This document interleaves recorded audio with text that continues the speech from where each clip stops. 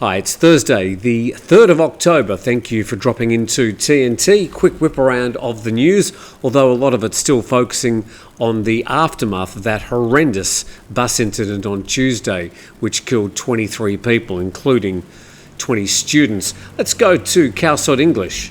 It says police escorted the bodies of 20 students and 3 teachers who died in a bus fire incident in 5 separate convoys. They departed Bangkok at different times. Their destination was a school in Uthai Thani province. And each convoy stopped at the accident site on Vibhawadi Rangsit Road in the front of the National Memorial in Pathum Thani province, where monks performed a ceremony to call the spirits back home. The final convoy, carrying 9 children and teachers, arrived in Uthai Thani just before midnight on Tuesday. And moving into a few other matters, details in the ongoing investigation, nationthailand.com reporting 5 gas cylinders in school bus that caught fire were not registered. Initial findings revealed that the school bus, which caught fire, was equipped with 11 fuel gas cylinders, but only 6 were properly registered, while the remaining 5 were not listed in the official registration. And before starting the briefing, the police chief asked all attendees to join in a moment of silence to honour the victims who lost their lives in the incident. He said police had apprehended the driver yesterday. He's been charged with reckless or negligent driving that could endanger persons or property, resulting in death or injury, fleeing the scene without offering assistance, without identifying himself, and without reporting the incident to authorities, resulting in the death of another person. The suspect has initially confessed to the charges. And the police chief revealed the bus was first registered in 1970, meaning it had been registered for 54 years. It was re-registered in October 2018 due to modifications made to its chassis frame and changes to its dimension. Another article in nationthailand.com, the Department of Land Transport suspends licence of bus operator after the tragic incident. And the DLT's temporarily suspended the public transport licence of the operator of the tour bus that caught fire while transporting students in Pathum Thani. The bus was among 3 that had been chartered by the school in Uthai Thani to take young primary students and teachers on a sightseeing trip to Ayutthaya. The department's team of engineers will investigate the vehicle and its safety equipment thoroughly to determine the cause of the accident, adding that the authority will pursue legal action against the operator if it's found the accident is their fault. And this is quoting the Director General of the Department of Land Transport. Meanwhile, Thai PBS World reporting the Education Ministry is suspending all school field trips. The Ministry of Education's ordered the immediate suspension of educational field trips organised by all schools under its supervision following the incident.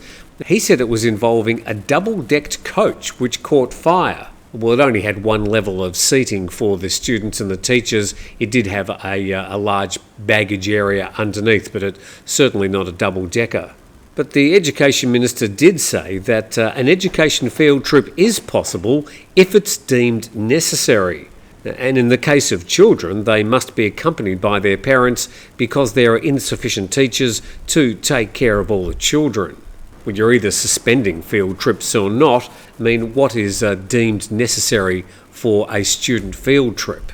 And he said while admitting that such trips are necessary as part of the learning process, he said they should be confined to the school's own province, adding that students should be trained in emergency evacuation in case of a road accident.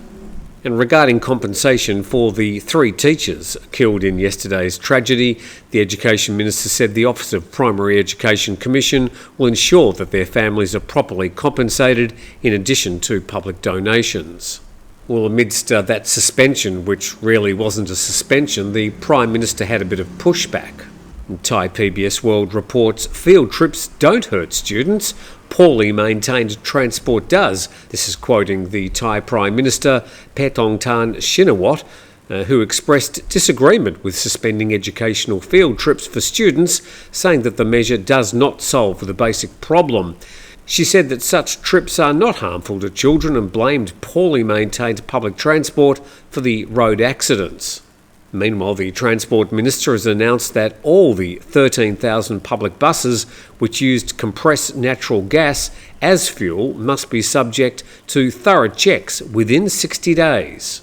And the Minister disclosed that in the past, when the Transport Ministry planned to issue regulations to tighten up controls on the use of ageing vehicles, public transport operators often protested. But he said this time around we will not acquiesce to their demands or protests, adding that new measures will be introduced to ban ageing vehicles from being used as public transport.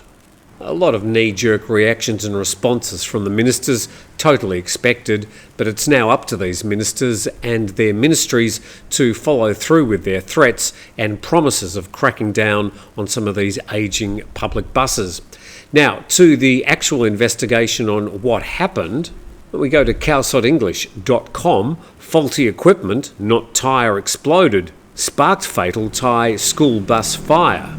And the acting police chief said they've found no evidence that a bus tyre exploded.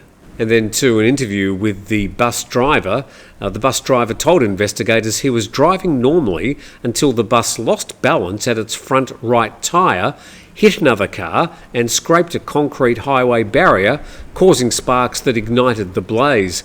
And the driver said he ran to grab a fire extinguisher from another bus that was travelling on the same trip. And we showed photographic evidence that he did at least do that yesterday. But he said he could not put out the fire and ran away because he panicked. The police chief said the preliminary assumption is that the cause was faulty equipment that created sparks, leading to the fire. However, more evidence needs to be collected from the scene, such as tyre marks, GPS data, vehicle speeds, and various other pieces of evidence to complete the case file. And upon inspection, the emergency door was found to be operational, but this doesn't necessarily mean it was functional at the time of the incident, as the inspection was conducted after the accident. However, no glass-breaking hammer, which is a safety equipment that should be present in the vehicle, was found. So the investigation ongoing, and thank you to the commenters yesterday who were mostly very respectful. I think at the moment it's not a time for speculation. Hello Dina, nice to see you here. But we will keep an eye on that and see if the ministries will indeed do something about trying to get some of these old buses off the road. And not just the school buses, but a lot of these passenger buses as well.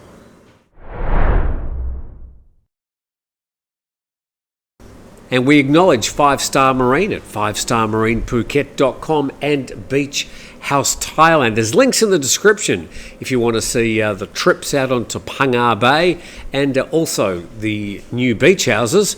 We've got 5 now. So that's all in the description under this video. Also, this weekend we're putting out a video as TNT leaps into, well, not so much the debate, but some of the uncertainty over the tax situation.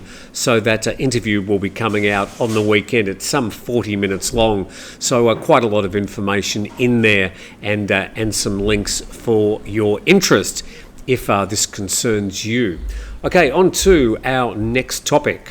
The Prime Minister Paetongtarn Shinawatra has reassured the public that Bangkok will not be inundated by floods, as the current volume of rainwater is lower than it was in 2011.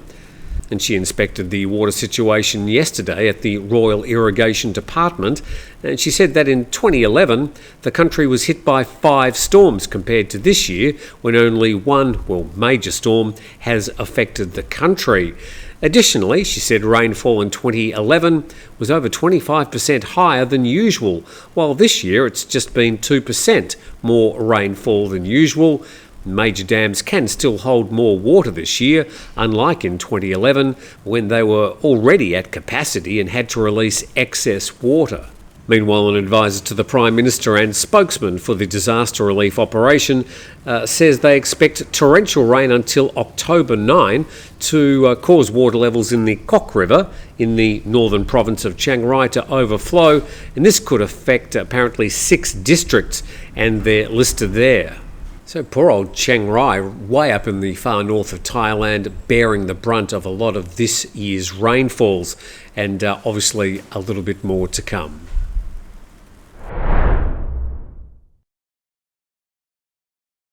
Okay, regionally, and we were watching that typhoon heading towards Taiwan. Let's see what happened.